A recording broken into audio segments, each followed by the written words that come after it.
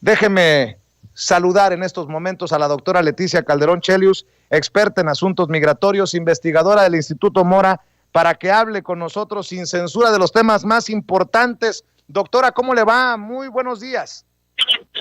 Escuchando, Vicente, muy interesada en la carta que acabas de leer y bueno, pues encantada de escucharlos como siempre. Oiga, y bueno, pues abriendo con fuego, ¿quiénes son los intelectuales de este país? Porque muchos desde la derecha, desde el conservadurismo, desde el panismo, muchos desde la ignorancia, se burlan que el presidente Andrés Manuel López Obrador haya incluido entre los personajes con congruencia que siguen defendiendo la 4T, incluya moneros como Helguera, el Fisgón, Hernández, a personajes como Epigmenio Ibarra, como Pedro Miguel, mientras los contrincantes son los Krause, los Aguilar Camín, los Castañeda. ¿Quiénes son los intelectuales y quién los define como tal, doctora? Porque me parece que la gente de a pie hasta se siente molesta de que haya personajes que crean, como diría mi nana, que en paz descanse, que se sientan la divina garza y crean que están por encima de ese pueblo que tiene también un voto como ellos, doctora. Fíjate que es un debate muy interesante que siempre ha estado en nuestras sociedades, no te creas, pero es esta cuestión que tiene que ver con que como profesión, como oficio, como forma de vida, bueno, siempre se ha destacado algún grupo de personas que se dedican a la parte de el pensamiento que se plasma en sus escritos, en sus cátedras, en un quehacer que busca, digamos, alimentar a la sociedad en la que vive para tratar de interpretarla, analizarla, y bueno, con observaciones de carácter, pues sí, digamos, que tienen un acervo académico muchas veces, pues se permite que esas personas, esos oficios, esas profesiones, puedan pues aportar mucho a la sociedad en que vivimos, en cada país del planeta, en cada época en que se pueda mencionar. El asunto aquí con los intelectuales tiene que ver con que ya se ha vuelto un grupito, se ha acabado volviendo como que no entra cualquiera en la idea de lo intelectual.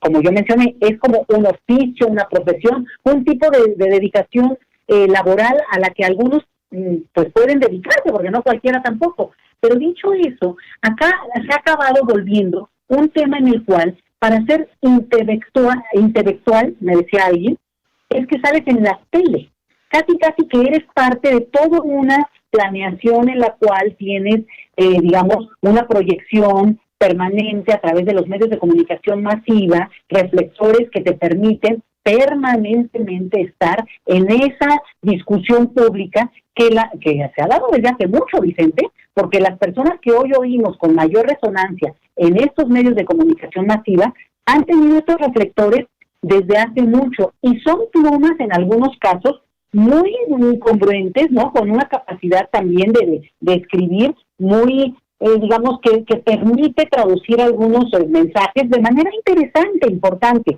El problema es que se alinearon. Y el problema de esta alineación tal vez no es que no se hayan alineado, ¿verdad? Lo que pasa es que ahora se alinearon en contra. Antes estaban alineados, pero digamos, muy acorde a lo que el sistema iba necesitando, que era un tipo de crítica, pero muy elegante, muy mesurada y siempre desde una lógica en la que se suponía que su superioridad casi académica le permitía hablar en términos teóricos. Perdóname, Vicente, pero en este país, si a esas vamos, hay muchísima gente con ese perfil. Y lo que han hecho es que se ha vuelto un grupito, y este grupito son los que o se mencionan como intelectuales o se quedan siendo los únicos que son la referencia para el gran público, digamos. Y a mí lo que me parece es que justamente en esa disputa, bueno, pues ya, son un grupo contra otro, porque tampoco yo te diría ahí, tampoco intelectuales en esta idea de oficio, de profesión, de dedicación laboral, no solo los que menciona el presidente son personas que pueden ser afines a los cambios, a la profundidad de la necesidad de modificar la situación que hemos tenido en este país por muchos años. Él también menciona solo al grupo que él conoce y que también en eso pues descarta muchos otros que con sus plumas, con sus dichos, han aportado enormemente desde sus propias trincheras, Vicente. Entonces, ahí también me parece que pues se quedan en estos niveles donde un grupito contra el otro, y creo que habría que ampliarlo. Lo que a mí me molesta mucho es esta insistencia en que para ser intelectual en esta lógica contemporánea mexicana, por lo menos, parece ser que se reduce a estos que salen en la tele, o en todo caso ahora a los que menciona el señor presidente. Y ahí es donde creo que hay que ampliar el debate, hay que ampliar incluso de qué estamos hablando por intelectual. Decía yo, bueno, pues puede ser alguien con mucha formación académica o nada, pero tiene esta capacidad de analítica que le ha permitido hacer de su oficio, de su labor de vida, bueno, pues el uso de su aporte, de su inteligencia, de sus análisis para, digamos, para vivir, ¿no? Prácticamente. Entonces, ampliaría yo ese concepto y trataría de zafar, y les pediría que no lo permitamos, en creer y seguir insistiendo en que intelectuales son estos intelectuales, ¿no? De la tele. No nos dejemos avasallar por eso, porque claro, son a los que vemos, a los que oímos, a los que se repiten entre ellos mismos permanentemente, y creo que eso es parte de lo que también hay que ampliar, hay que abrir. Y por ahí hay una disputa que es interesante, Vicente, porque se están peleando ya no solo ideas analíticas, sino posiciones y privilegios que cada grupo, y en este caso pues un grupo que claramente se volvió oposición y su dicho está más que sustentado en todos los días decir algo muy dorado de digamos, de análisis y de incluso esta cosa muy conceptual desde la teoría,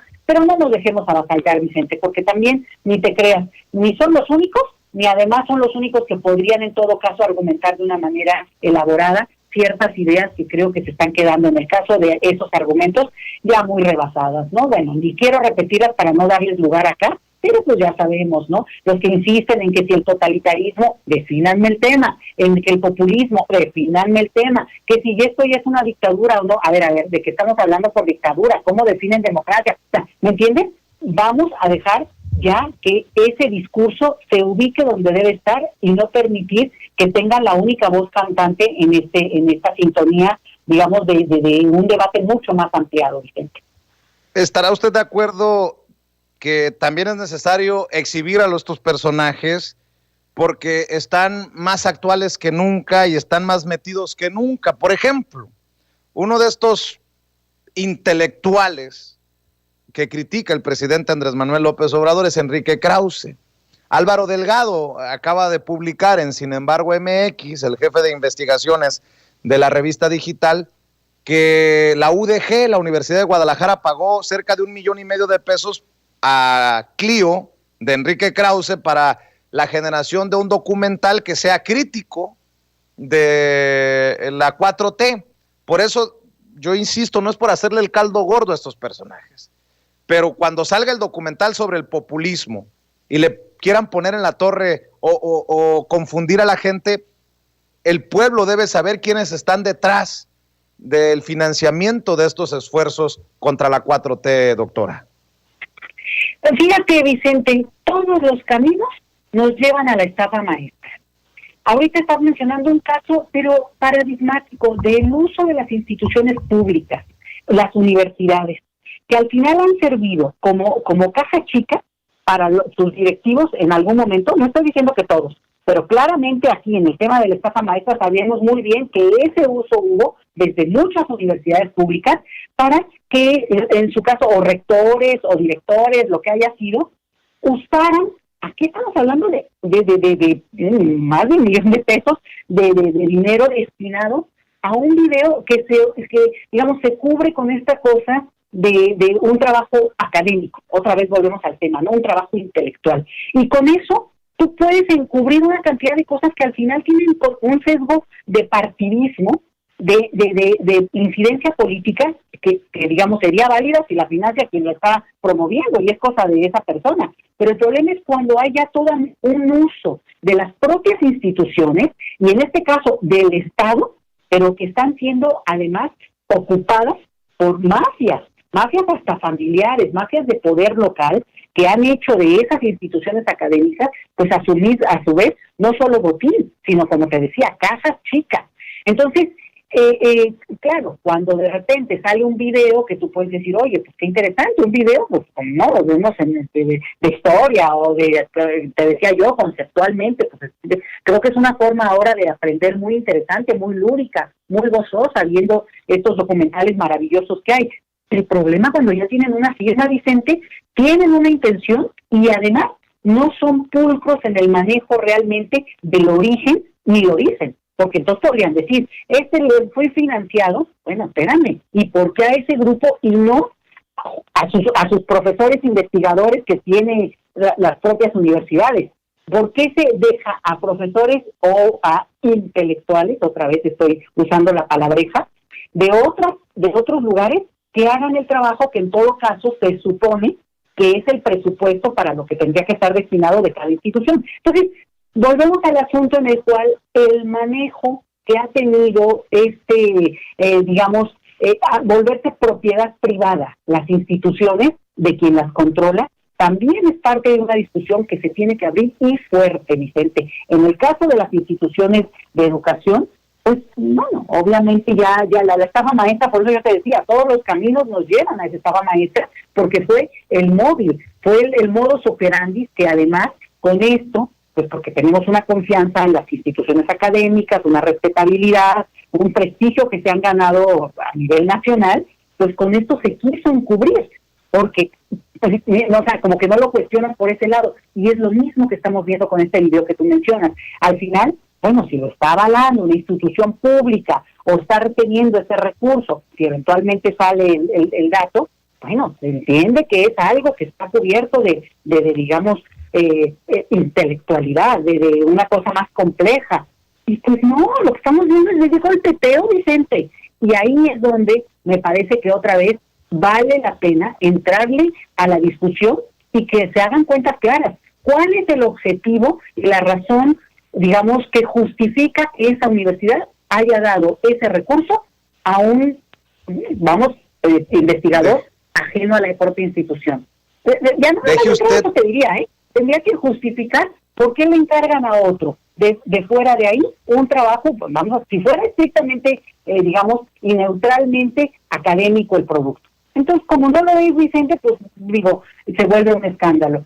Y ahí es donde creo que se empiezan a ver muchos frentes, que no es la corrupción burda que hemos conocido siempre aquí, la más sucia, ¿no?, que nos imaginamos y que tenemos ya constancia cada vez más clara, sino es esta más subliminal, más oculta, más que pasa por otros códigos que de repente pues son bastante más sofisticados, porque mira que para las instituciones académicas públicas es ya palabras mayores, Vicente. A ver, doctora, permítame analizar con usted esto aún más profundamente. Ahorita hablamos de vacunación, ahorita hablamos de lo que usted quiera, pero déjeme retomar esto porque le encuentro un hilo conductor. Ahí le va. Y grábeme, don David. Como contexto, lo que publica Álvaro Delgado en la revista digital electrónica Sin Embargo MX. La Universidad de Guadalajara, la UDG, cuyo jefe máximo es el exrector Raúl Padilla, pagó casi $1.5 million de pesos a la editorial Clio, dirigida por el historiador Enrique Krause, para producir conjuntamente un documental ¿sobre qué? Sobre el populismo y hacer una ponderación crítica del gobierno de la 4T. ¿Sobre qué era el documental? Sobre el populismo. Bueno, ayer,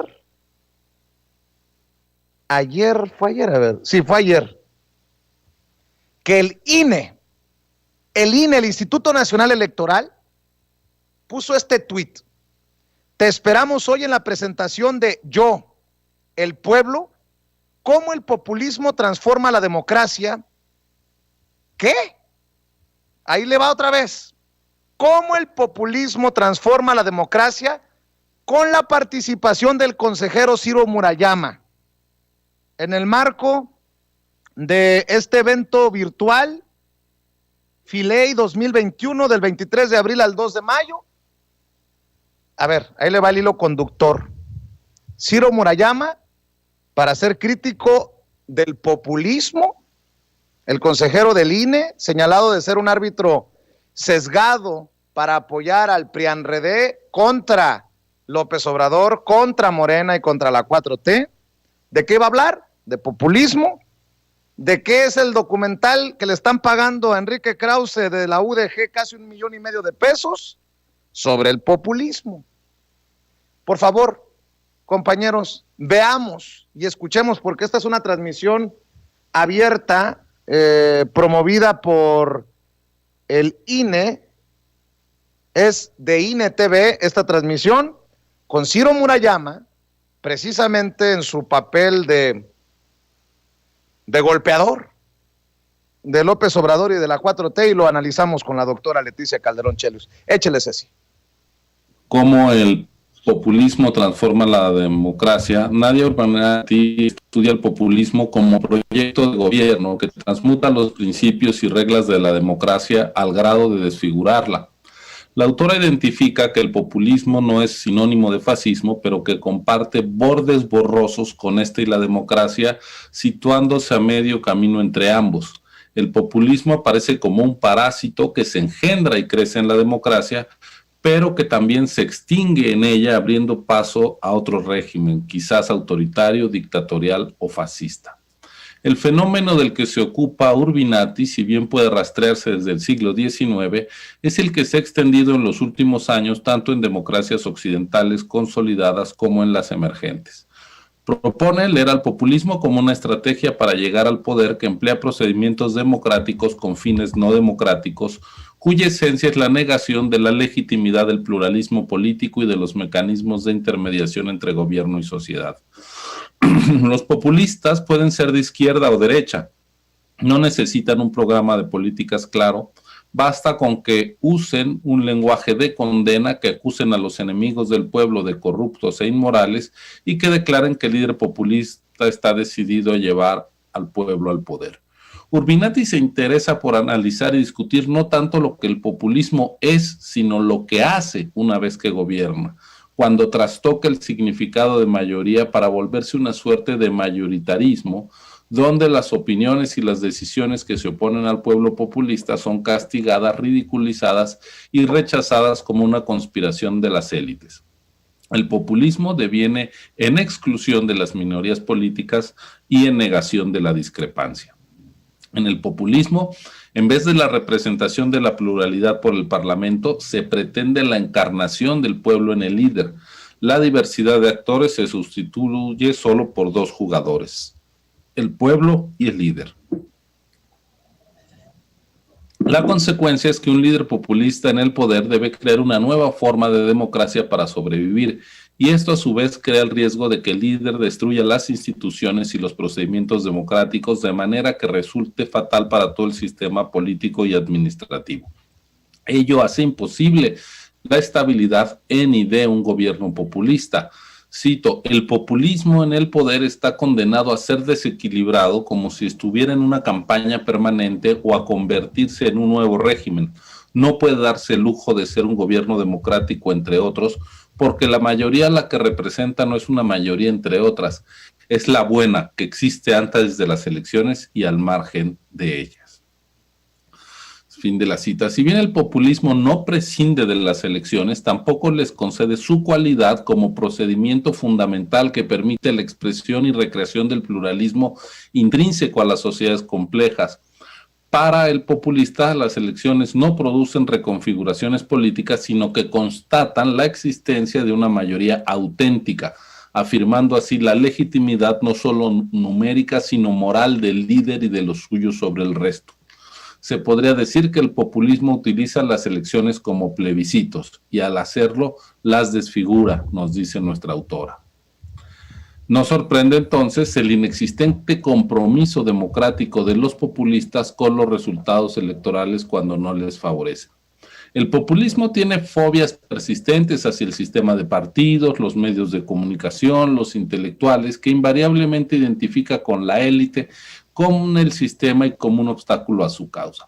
Un común denominador de los populistas es su airada denuncia de la corrupción, pero también lo son la extendida práctica del nepotismo y el reparto de favores a cargo de los recursos del Estado para preservar su mayoría.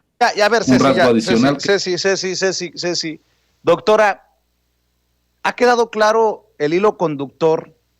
Parecieran lejanos los personajes para muchas personas, pero no sé si estoy exagerando y métame un coscorrón si usted piensa de otra manera.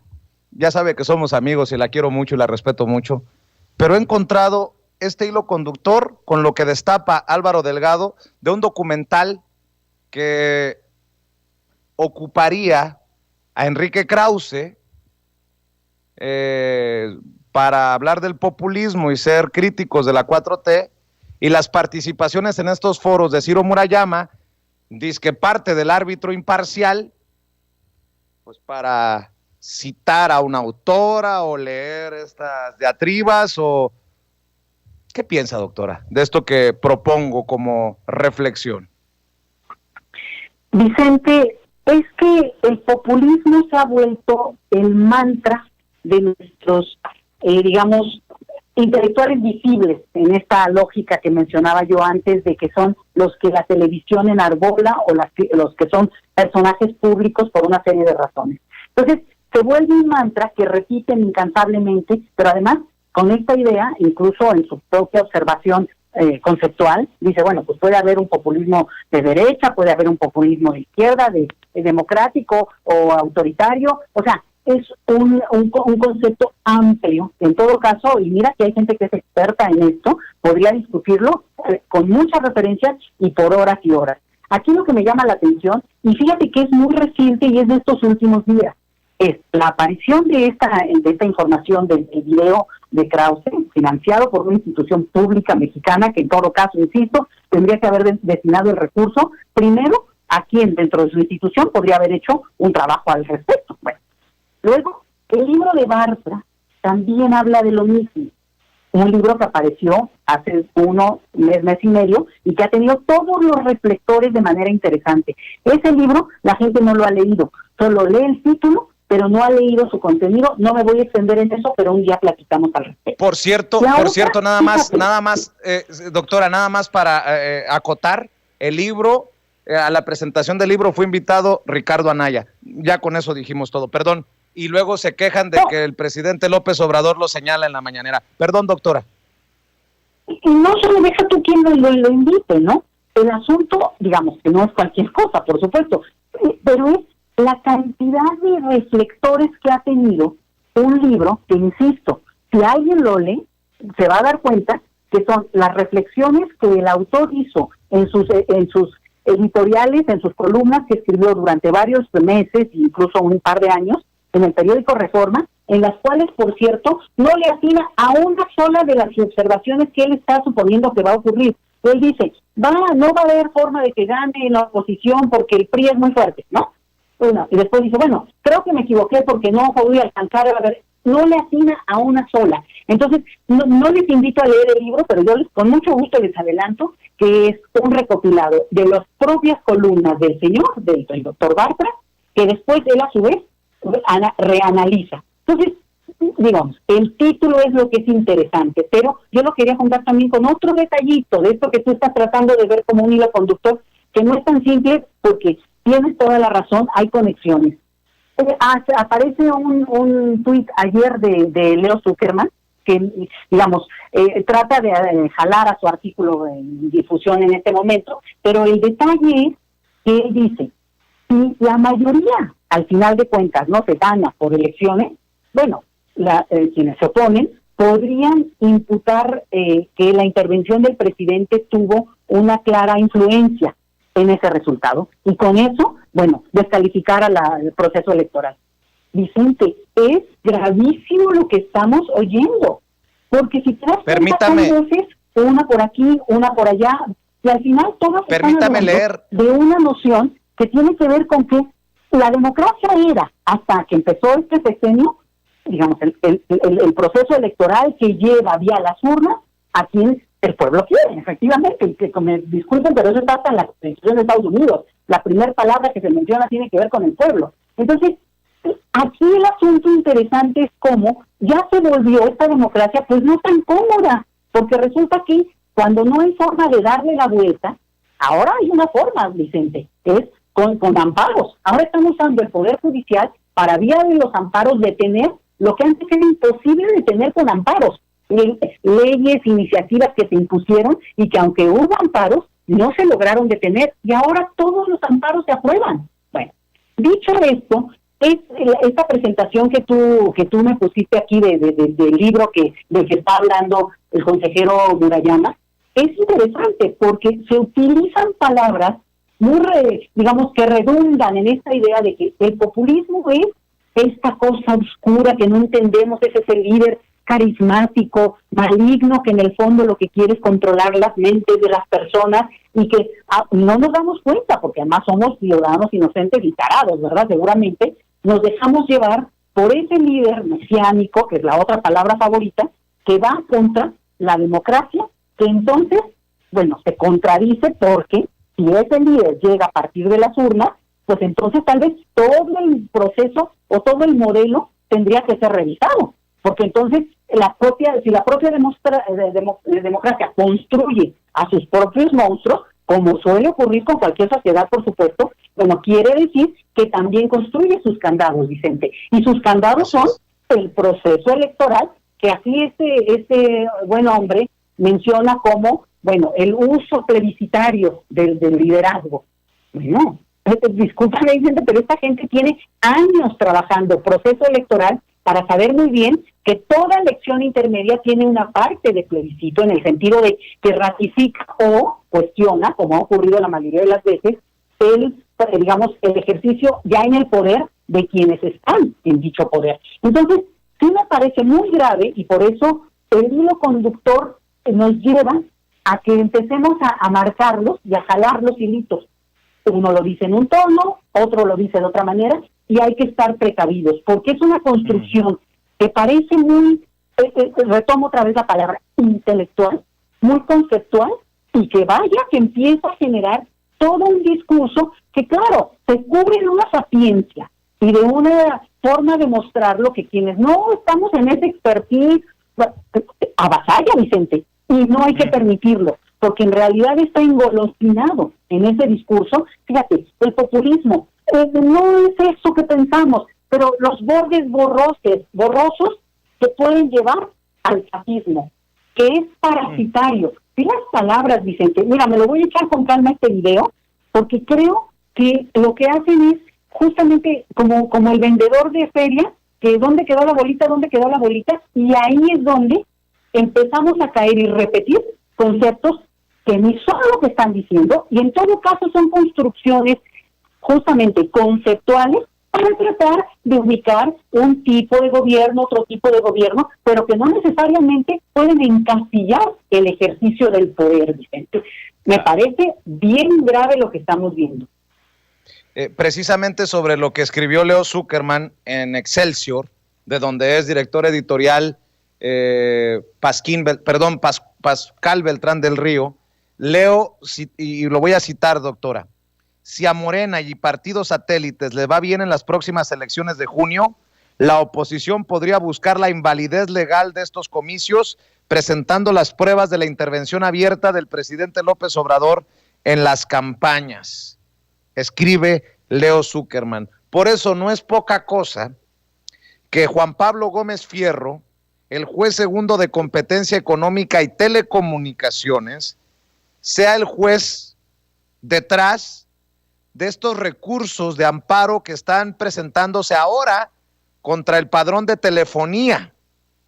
Ya ha impugnado presidencia, pero es el mismo juez que metió las suspensiones definitivas contra la reforma eléctrica aprobada y enviada por el presidente Andrés Manuel López Obrador. Y ahí va esto: el primer tribunal colegiado en materia administrativa, especializado en competencia económica, radiodifusión y telecomunicaciones, hizo llegar a la Suprema Corte de Justicia de la Nación la solicitud de ejercicio de la facultad de atracción 160/2021 a fin de que examine si las suspensiones definitivas y con efectos generales otorgadas por el juez Gómez Fierro contra la ley de energía eléctrica son legales. Las suspensiones fueron impugnadas y por la Cámara de Diputados mediante recursos de revisión incidental. Usted le ha pegado al clavo.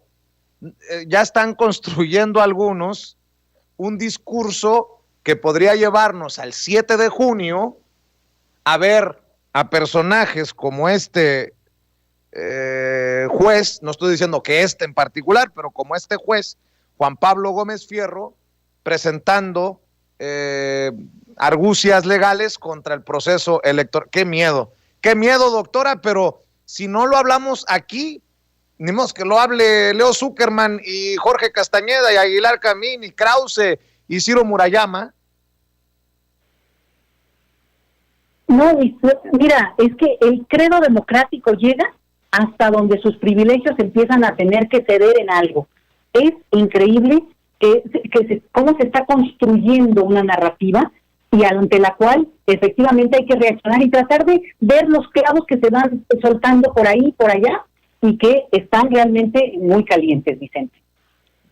¿Por qué no cerramos, doctora, con su visión de la vacunación contra el COVID-19? Ya se ha anunciado que se abre el preregistro para las personas, los hombres y mujeres, los mexicanos y mexicanas de 50 a 59 años de edad. Y por más que critiquen y por más que Ciro Gómez Leiva y David Páramo le pida a la gente que pueda irse a vacunar a Estados Unidos, el propio Ciro Gómez Leiva, el propio Gabriel Cuadri, el propio Rubén Aguilar, el propio Sergio Aguayo, todos estos personajes se han vacunado y han tenido que reconocer, porque no hay forma de contarlo de otra manera, que la vacunación avanza. Y peor aún, le pongo esta cereza al pastel para escuchar su reflexión. Por favor, cuiden a Lili Téllez. Ha de estar muy alterada luego del anuncio de Hugo López-Gatell, el subsecretario de Salud, que México empezará a envasar la Sputnik V, la vacuna rusa, en nuestro país. Carambas, ¿ya le pedirían su opinión a Lili Téllez? Nótese mi sarcasmo, doctora.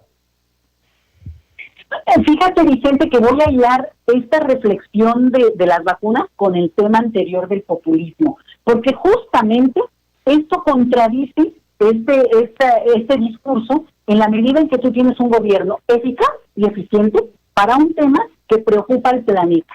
Entonces, de repente resulta que de hecho a saber cómo le están haciendo, pero están comprando vacunas, están tratando de echar a andar de estas plantas que se destruyeron, y que digo, vaya que eso no les importó, ¿verdad? Pero todas estas plantas que producían vacunas y